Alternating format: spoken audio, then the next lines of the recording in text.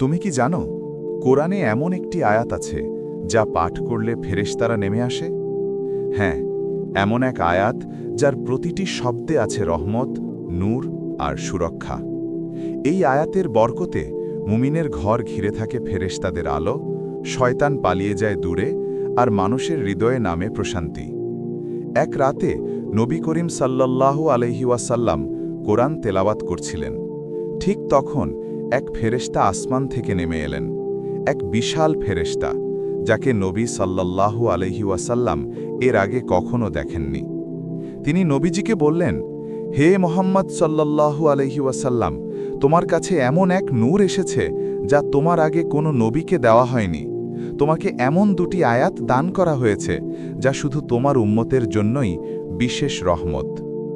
এই দুই আয়াত হল সূরা আল বাকারার শেষের দুই আয়াত, আমানার রসুলু বিমা উনজিলা ইলাইহি মির রব্বিহি, আর তারপরেই লা ইউকাল্লিফুল্লাহু নাফসান ইল্লা উসআহা।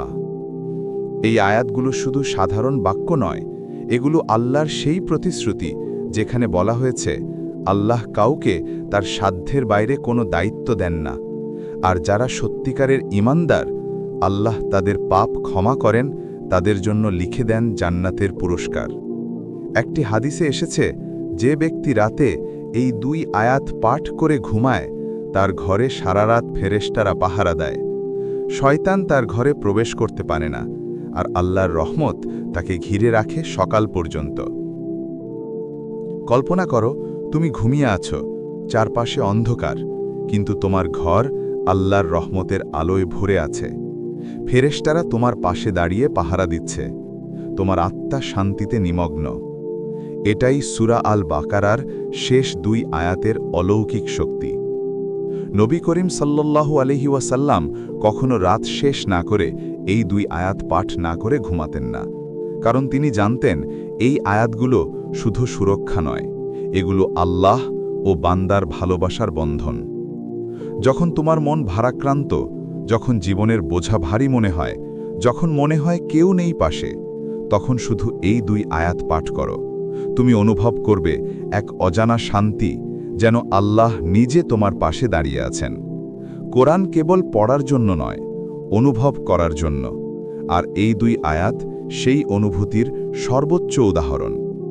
তাই ঘুমানোর আগে সময় নাও, তোমার হৃদয় শান্ত করো এবং পাঠ করো, আমানার রাসূলু বিমা উনজিলা ইলাইহি মির রব্বিহি, লা ইউকাল্লিফুল্লাহু নাফসান ইল্লা উসআহা।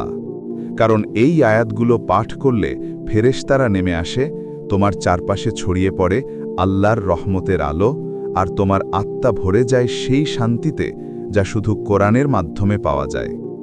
আল্লাহ আমাদের সবাইকে এই আয়াতগুলোর আমল করার তৌফিক দিন। আমিন।